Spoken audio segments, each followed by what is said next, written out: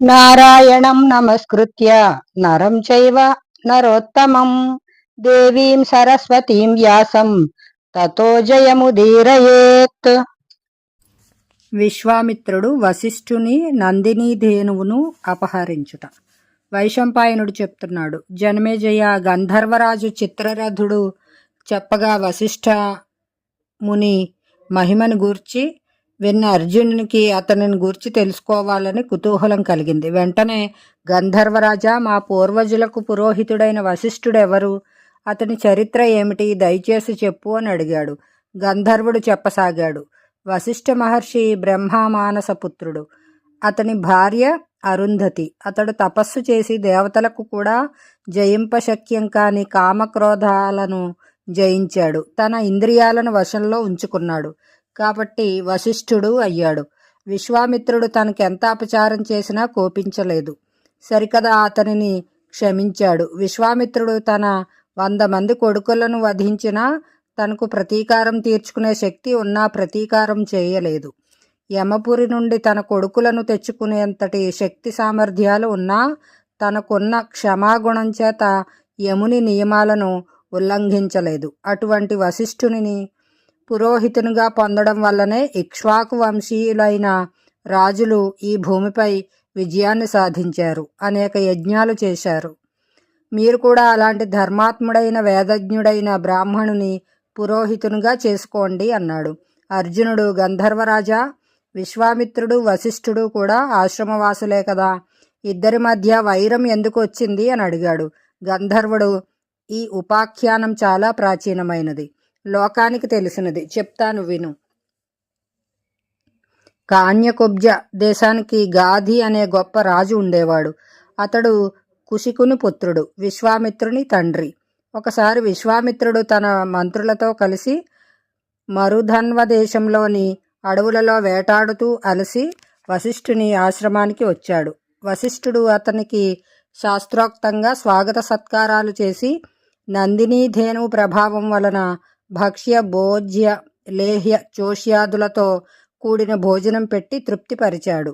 ఈ ఆతిథ్యం వలన విశ్వామిత్రునికి చాలా ఆనందం కలిగింది. వశిష్ఠుడు, మహర్షి, నేను మీకు ఒక అర్బుదం గోవులను లేదా నా రాజ్యాన్ని అయినా సరే ఇస్తాను, మీరు మీ కామధేనువును నాకు ఇవ్వండి అని వేడుకున్నాడు.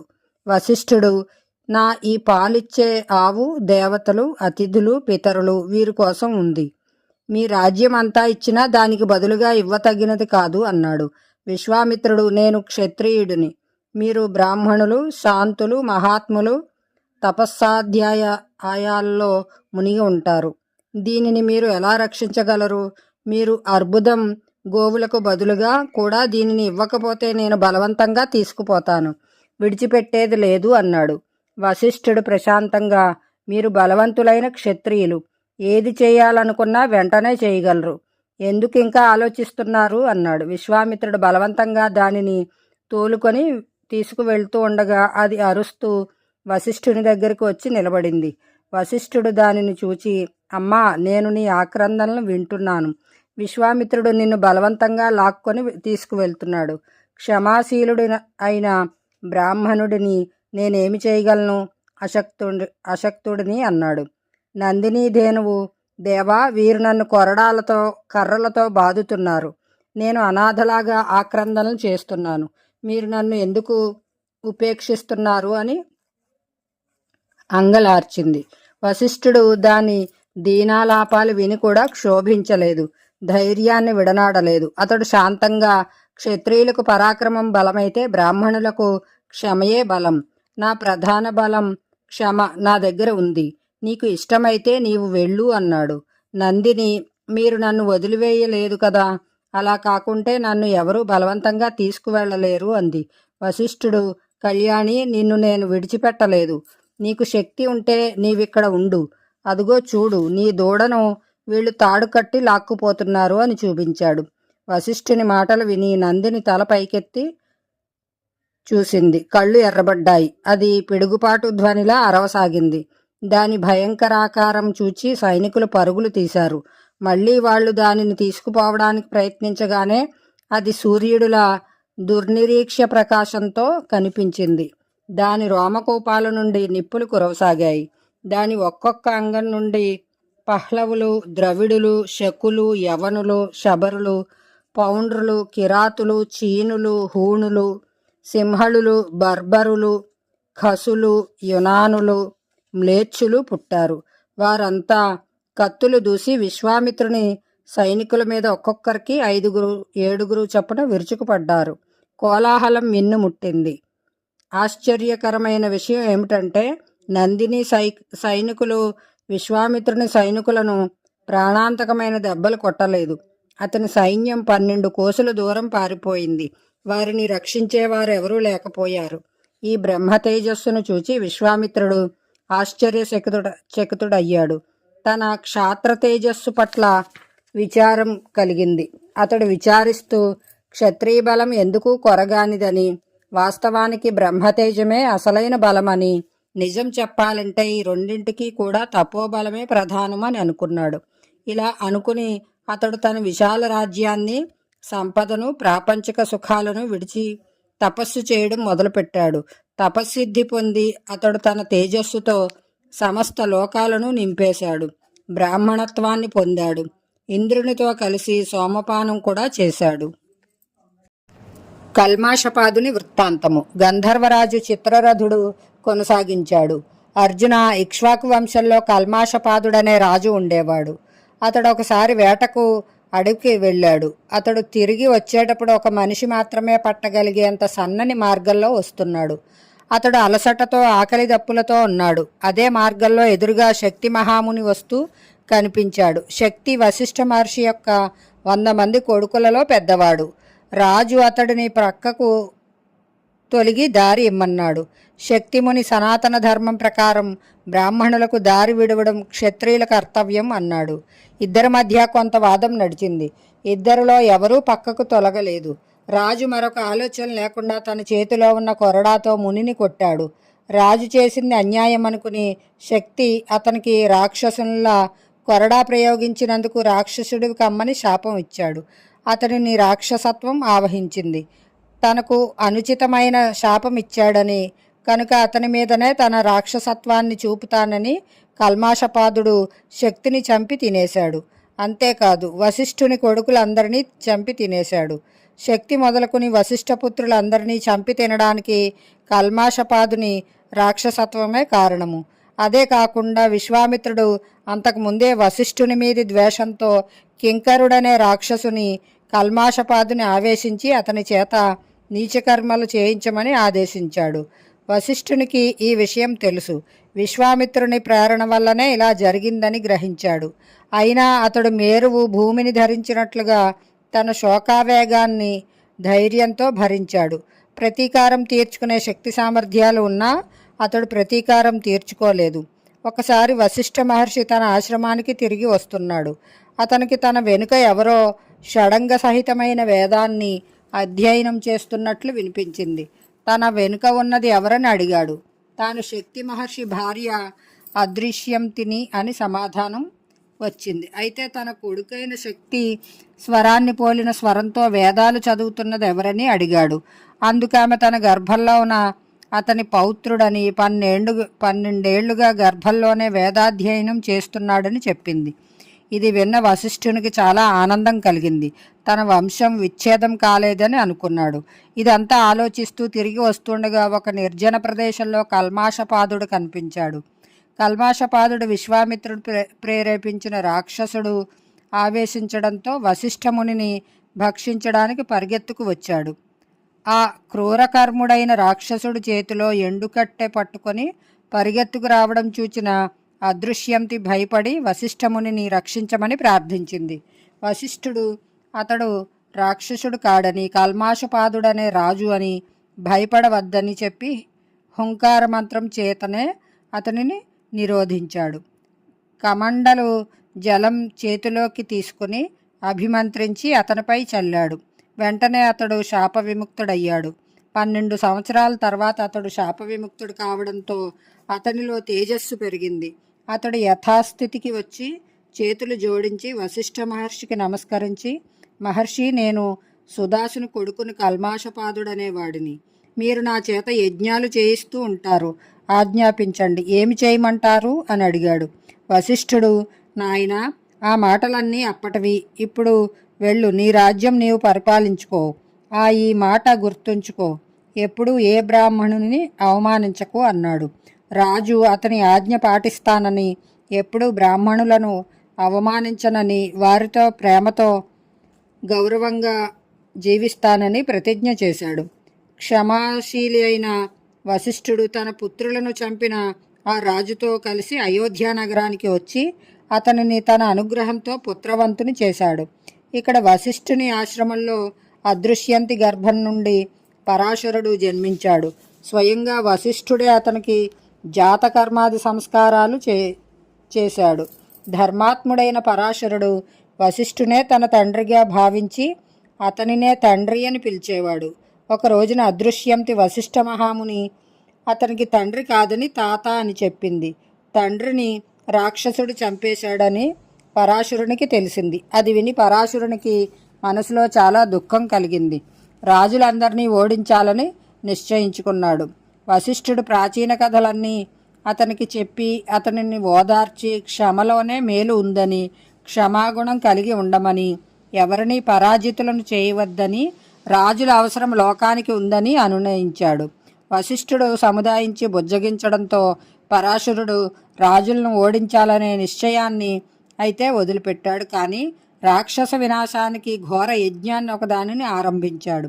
రాక్షసులందరూ ఆ యజ్ఞంలో నాశనమైపోవడం చూచిన పులస్త్య మహర్షి, వశిష్ఠ మహర్షి అతనిని బుజ్జగిస్తూ, పరాశర, క్షమయే పరమధర్మం. మీ పూర్వులందరూ క్షమామూర్తులే. ఇతరుల మృతికి మనుషులు కేవలం నిమిత్తమాత్రులు. నీవు ఈ భయంకరమైన క్రోధాన్ని విడనాడు అని చెప్పారు. వారి ఆజ్ఞ మన్నించి పరాశరుడు క్షమను స్వీకరించి తన యాగాగ్నిని హిమాలయాలలో విసర్జించాడు. ఆ అగ్ని ఈనాటికి రాక్షసులను, వృక్షాలను, రాళ్లను దహిస్తూ అక్కడ సంచరిస్తోంది. పాండవులు ధౌమ్యుని పురోహితునిగా వరించుట. వైశంపాయనుడు చెప్తున్నాడు, జనమేజయ గంధర్వరాజు అయిన చిత్రరథుని ద్వారా పురోహితుని యొక్క మహిమను ప్రసంగవశాత్తు వశిష్ఠ మహర్షి క్షమాశక్తిని గురించి విన్న అర్జునుడు గంధర్వరాజును, మీకు అన్ని విషయాలు తెలుస్తాయి కదా, మాకు యోగ్యుడైన పురోహితుడు ఎవరో చెప్పండి అని అడిగాడు. అప్పుడు గంధర్వుడు, అర్జున, ఈ అడవిలోనే ఉత్కోచక తీర్థంలో దేవల మహర్షి తమ్ముడు ధౌమ్యుడు తపస్సు చేసుకుంటున్నాడు. మీకు ఇష్టమైతే అతనిని పురోహితునిగా చేసుకోండి అని చెప్పాడు. అనంతరం అర్జునుడు గంధర్వరాజుకు విధిపూర్వకంగా ఆగ్నేయాస్త్రాన్ని ఉపదేశించాడు. అతడు ఇస్తానన్న దివ్యాశ్వాలను ప్రస్తుతం అతని దగ్గరే ఉంచమని, సమయం వచ్చినప్పుడు తీసుకుంటామని అర్జునుడు ఆదరంగా పలికాడు. ఈ రీతిగా పరస్పరం ఒకరినొకరు గౌరవించుకొని చిత్రరథుడు, పాండవులు భాగీరథీ తీరం నుండి ఎవరి దారిన వారు విడిపోయారు. పాండవులు ఉత్కోచ తీర్థం చేరి ధౌమ్యుని ఆశ్రమానికి వెళ్ళి అతనిని పురోహితునిగా ఉండమని ప్రార్థించారు. ధౌమ్యుడు వారికి కందమూల ఫలాలతో స్వాగతమిచ్చి వారి కోరికను అంగీకరించాడు. పాండవులు చాలా ఆనందించారు. వారికి తమ సంపద, రాజ్యం యావత్తూ లభించినట్లే అనిపించింది. స్వయంవరంలో ద్రౌపది తమకే దక్కుతుందని కూడా వారికి నమ్మకం కలిగింది. పాండవులు ఇప్పుడు దిక్కులేని వారు కారు. ధర్మాత్ములు, వీరులు అయిన వారి ఆలోచన సరళి, శక్తి, ఉత్సాహాలకు ఫలస్వరూపంగా వారి రాజ్యం వారికి అనతి కాలంలోనే లభిస్తుందని ధౌమ్యునికి కూడా గోచరించింది. మంగళాచారాలు ముగిసాక పాండవులు ద్రౌపదీ స్వయంవరానికి బయలుదేరారు. ద్రౌపదీ స్వయంవరము. వైశంపాయనుడు చెప్తున్నాడు, జనమేజయ, పాండవులు తమ తల్లి కుంతితో కలిసి ద్రౌపదీ స్వయంవరం చూడడానికి ద్రుపదుని దేశానికి బయలుదేరి వెళుతుండగా మార్గమధ్యంలో చాలా మంది బ్రాహ్మణులు కలిశారు. వారు పాండవులని ఎక్కడి నుండి ఎక్కడికి వెళ్తున్నారని అడిగారు. యుధిష్ఠిరుడు తామంతా అన్నదమ్ములమని, కలిసే జీవిస్తామని, ప్రస్తుతం ఏకచక్రానగరం నుండి వస్తున్నామని బదులిచ్చాడు. బ్రాహ్మణులు, ఈరోజే పాంచాల దేశపు రాజు ద్రుపదుని పట్టణానికి వెళ్ళమని, అక్కడ ద్రౌపదీ స్వయంవర మహోత్సవం జరగనున్నదని, తాము కూడా అక్కడికే వెళుతున్నామని, అందరం కలిసి వెళ్దామని చెప్పారు. యుధిష్ఠిరుడు అంగీకరించాడు. అంతా కలిసి వెళ్తున్నారు. కొంత దూరం వెళ్ళాక వేదవ్యాస మహర్షి దర్శనం కూడా వారికి లభించింది. మార్గమధ్యంలో పచ్చని అడవులను, వికసించిన కమలాలతో శోభాయమానంగా ఉన్న సరోవరాలను చూస్తూ అక్కడక్కడా విశ్రమిస్తూ అందరూ ముందుకు సాగుతున్నారు. పాండవుల సచ్చరిత్ర, మధుర స్వభావం, తీయని మాటలు, వేదాధ్యన శీలము సాటివారందరికీ చాలా ఆనందం కలుగజేశాయి. ద్రుపదుని నగర సమీపానికి వస్తుండగా అల్లంత దూరంలో కోటగోడలు కనపడగానే పాండవులు ఒక కుమ్మరివాని ఇంటిలో బస చేశారు. వారు అక్కడ ఉంటూ బ్రాహ్మణులలాగానే భిక్షావృత్తితో జీవిస్తున్నారు. వారు పాండుపుత్రులని ఏ ఒక్క నగరవాసుడికి కూడా తెలియదు. ద్రుపదునికి తన కూతురు వివాహాన్ని ఎలాగైనా అర్జునునితో జరిపించాలని మనసులోనే చాలా కోరికగా ఉండేది. కానీ ఎక్కడా తన మనసులోని కోరికను బయట పెట్టలేదు. ఇతరులెవరూ ఎక్కువ పెట్టలేని ధనస్సును అర్జునుని గుర్తించడం కోసం తయారు చేయించాడు. అంతేకాదు ఆకాశంలో నిరంతరం తిరుగుతూ ఉండే ఒక యంత్రాన్ని బిగింపచేశాడు. దానిపైన ఛేదించవలసిన లక్ష్యాన్ని ఏర్పాటు చేశాడు. ఆ ధనస్సుకు నారి బిగించి అక్కడున్న బాణాలను ఎక్కుపెట్టి తిరుగుతున్న యంత్రమధ్యం నుండి ఏ వీరుడు ఆ లక్ష్యాన్ని ఛేదిస్తాడో అతనికే తన పుత్రిక దక్కుతుందని ద్రుపదుడు చాటింపు వేయించాడు.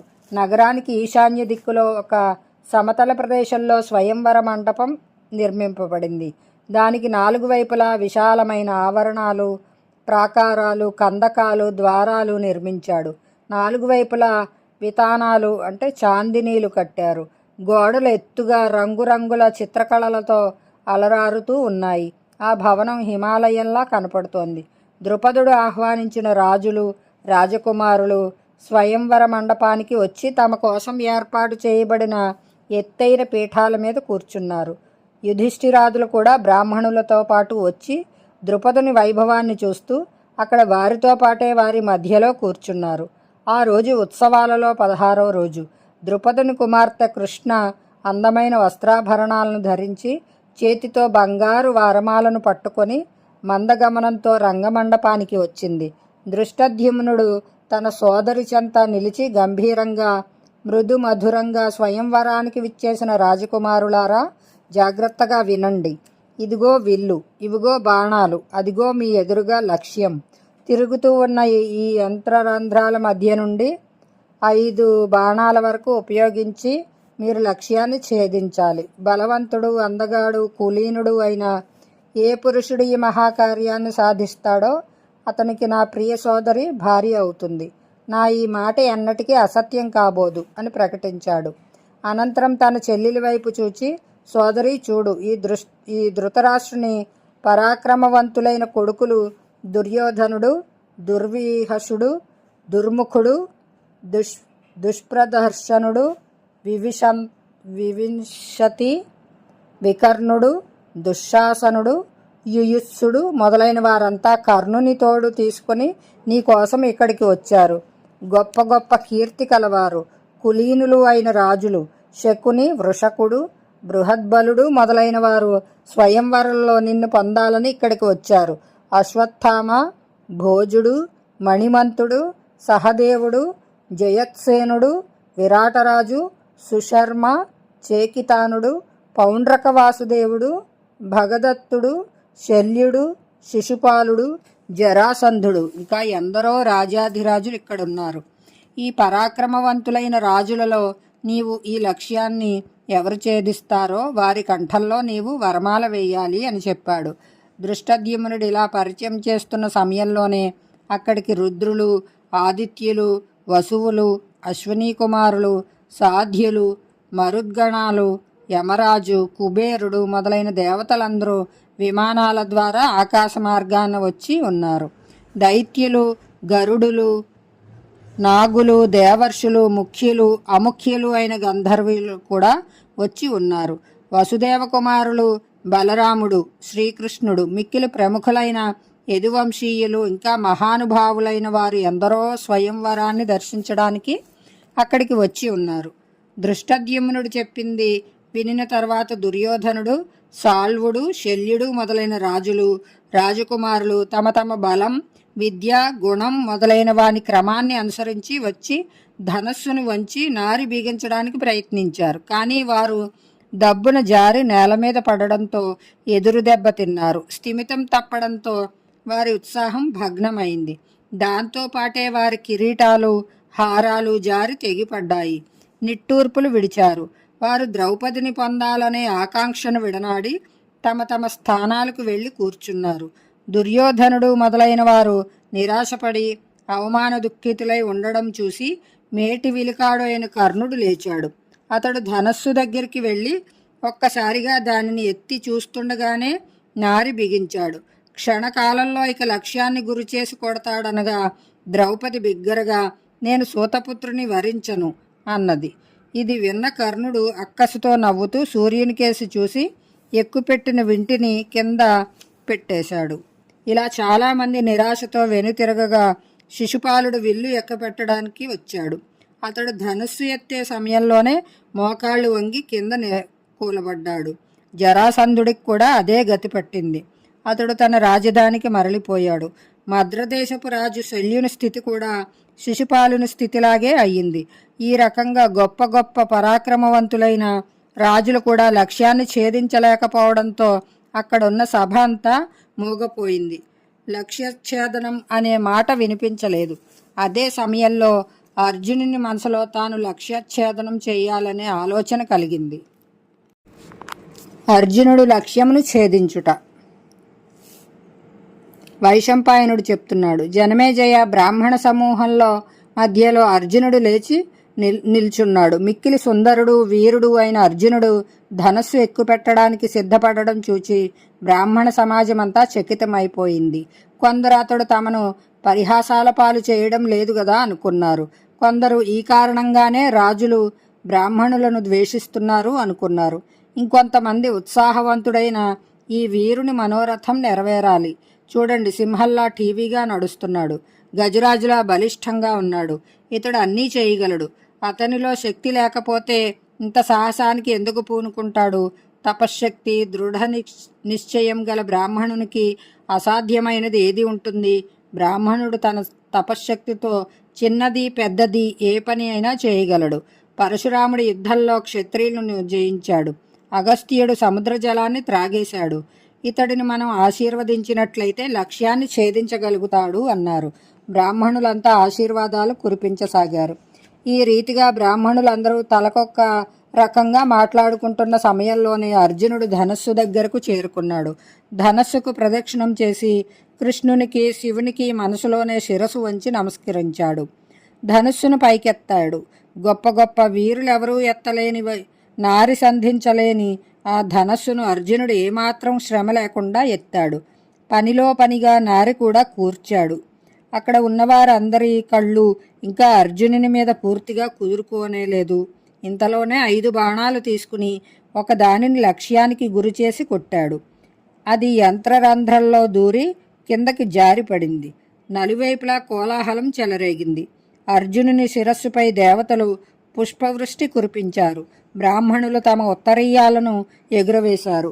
అర్జునుని చూచిన ద్రుపదుని ఆనందానికి అవధులు లేవు. అతడు మనసులోనే అవసరమైతే తాను తన సైన్యంతో సంపూర్ణంగా అతనికి సహాయపడాలని నిశ్చయించుకున్నాడు.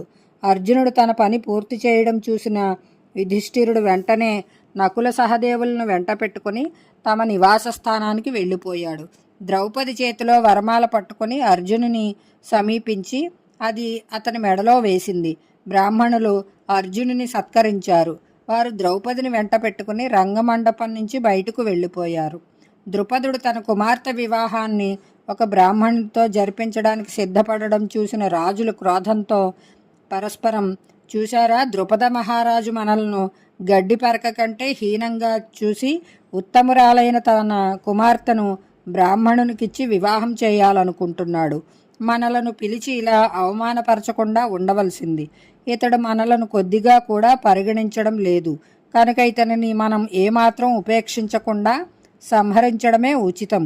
రాజులను ద్వేషించే ఈ దురాత్ముడిని విడిచిపెట్టడానికి తగిన కారణమేమీ లేదు. తన కుమార్తెకు తగిన వరుడు మనలో ఎవరూ లేరనే అనుకున్నాడా ఇతడు? స్వయంవరం క్షత్రియులకే ఉద్దేశింపబడింది. ఇందులో బ్రాహ్మణులు ప్రవేశించడానికి అధికారం లేదు.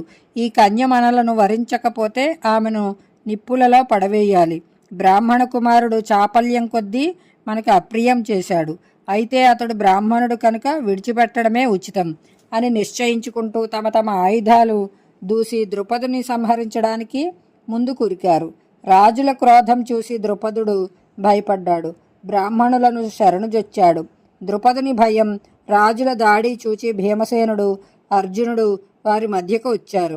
రాజులు వారి మీద వాదుకు దిగారు. బ్రాహ్మణులు ఏకకంఠంతో జింక చర్మాలను, కమండలాలను ఊపుతూ భయపడకండి, మేం మీ శత్రువులతో పోరాడుతాం అన్నారు. అర్జునుడు నవ్వి బ్రాహ్మణులను ఒక వారగా నిలబడి జరిగే చిత్రాన్ని చూడమన్నాడు. తానొక్కడే వారికి ఎక్కువని నచ్చజెప్పాడు. అర్జునుడు ధనస్సును ఎక్కుపెట్టి భీమసేనుతో కలిసి పర్వతల్లా చెలించకుండా నిలబడ్డాడు. మదించిన కర్ణుడు మొదలైన వీరులు ఎదుటపడగానే వారి మీద విరుచుకుపడ్డాడు. అక్కడున్న వీరులందరూ యుద్ధంలో బ్రాహ్మణులను సంహరించడం అధర్మం కాదని వారి మీద దాడి చేశారు. కర్ణార్జునులు ఎదురుపడ్డారు. అర్జునుడు బాణం లాగి కొట్టాడు. కర్ణుడు యుద్ధరంగంలోనే మూర్ఛపోయినంత పని అయింది. ఇద్దరు గొప్ప పరాక్రమంతో ఒకరినొకరు జయించాలనే కాంక్షతో తమ తమ హస్త నైపుణ్యాన్ని చూపసాగారు. కర్ణుడు, మీరు బ్రాహ్మణులైనప్పటికీ మీరు చూపే ఈ హస్త నైపుణ్యం నాకు చాలా ఆనందం కలిగిస్తోంది. మీ ముఖంలో ఏమాత్రం విచారం కనిపించడం లేదు. పైగా మీ హస్త కౌశలం విలక్షణంగా ఉంది. మీరు సాక్షాత్తు ధనుర్వేదం కానీ పరశురాముడు కానీ కారు కదా. స్వయంగా విష్ణువో ఇంద్రుడో తన్ను తాను మరుగుపరుచుకొని నాతో యుద్ధం చేస్తున్నట్లు నాకు అనిపిస్తోంది. నేను క్రోధంతో నిండి యుద్ధం చేసినట్లయితే దేవరాజు ఇంద్రుడు, పాండుసుతుడు అర్జునుడు తప్ప వేరెవరూ నా ఎదుట నిలువలేరని నా నమ్మకం అన్నాడు. అర్జునుడు, కర్ణ, నేను సాక్షాత్తు ధనుర్వేదాన్ని కాను, పరశురాముడిని కూడా కాను. నేను సమస్త శాస్త్రాల రహస్యాలు తెలిసిన ఒక శ్రేష్ఠుడైన బ్రాహ్మణ యోధుడిని. మా గురుదేవుల అనుగ్రహం వలన బ్రహ్మాస్త్రం, ఇంద్రాస్త్రం నాకు అభ్యస్తమైనవి. నేను నిన్ను జయించడానికి స్థిరంగా నిలిచి ఉన్నాను. నీవు నీ వేగాన్ని చూపు అన్నాడు. మహారథి అయిన కర్ణుడు, బ్రహ్మాస్త్ర విశారదుడైన శత్రువు అయిన కర్ణుడు అజేయుడని భావించి యుద్ధం నుండి తొలగిపోయాడు. కర్ణార్జునులు ఒకరితో ఒకరు తలపడే సమయంలోనే మరొక చోట శల్య భీమసేనులు పరస్పరం పురికొల్పుకుంటూ మదించిన ఏనుగుల వలె యుద్ధం చేయసాగారు. ముందుకు లాగి వెనక్కి వంచి ఒకరినొకరు పడగొట్టుకోవడానికి ప్రయత్నిస్తున్నారు. రకరకాల పదఘట్టనలతో పిడిగుద్దులతో గాయపరుస్తున్నారు. రాళ్లు రాపిడి పొందినట్లుగా ఇద్దరి శరీరాలు చిటచిటలాడుతున్నాయి. 2 గడియల సేపు ఇలా పోరాడాక భీమసేనుడు శల్యుని నేలకు పడగొట్టాడు. బ్రాహ్మణులందరూ ఆనందంతో నవ్వసాగారు. భీమసేనుడు తన శత్రువును నేల కూల్చి కూడా చంపకపోవడం వారందరికీ చాలా ఆశ్చర్యం కలిగించింది. ఈ రీతిగా భీమసేనుడు శల్యుని పడగొట్టడం, కర్ణుడి యుద్ధభూమి నుండి తొలగిపోవడంతో అందరికీ సందేహం కలిగింది. అందరి అనుమతితో యుద్ధం ఆపివేయబడింది. శ్రీకృష్ణ భగవానుడు ముందుగానే వారు పాండవులని గుర్తించాడు కనుక అతడు రాజులందరికీ చాలా సౌమ్యంగా ఈ వ్యక్తి ధర్మానుసారంగా ద్రౌపదిని పొందాడని, కనుక అతనితో యుద్ధం చేయడం ఉచితం కాదని నచ్చజెప్పాడు. శ్రీకృష్ణుడు సముదాయించి చెప్పడం చేత భీమసేనుని పరాక్రమం చూసి విస్మితులయ్యి అందరూ యుద్ధం చాలించి తమ తమ నివాస స్థానాలకు మరలి వెళ్ళిపోయారు. క్రమక్రమంగా గుంపులు తరిగిపోయాయి. భీమసేనుడు, అర్జునుడు, బ్రాహ్మణులు చుట్టూ చేరగా ద్రౌపదిని వెంట పెట్టుకుని తమ నివాస స్థానమైన కుమ్మరి ఇంటికి వెళ్లారు. భిక్ష తీసుకుని వచ్చే సమయం గడిచిపోయింది. కుంతి తన పుత్రులు సమయానికి రాకపోవడంతో అనేక రకాలుగా శంకిస్తోంది. వాత్సల్యపూరితమైన తల్లి మనసుకిది సహజమే. ఆమె మనసు పరిపరి విధాలా శంకించింది. దుర్యోధనాదులైన ధృతరాష్ట్రపుత్రులు వారికి ఎక్కడైనా అనిష్టం కలిగించలేదు కదా అని ఒకసారి, రాక్షసులతో ఎక్కడా యుద్ధం సంభవించలేదు కదా అని ఒకసారి ఆమె అనుకోసాగింది. ఆ సమయంలో 3వ జామున భీమసేనుడు, అర్జునుడు ద్రౌపదిని తీసుకుని కుమ్మరి ఇంటికి వచ్చారు. జై శ్రీరామ్. హరే కృష్ణ.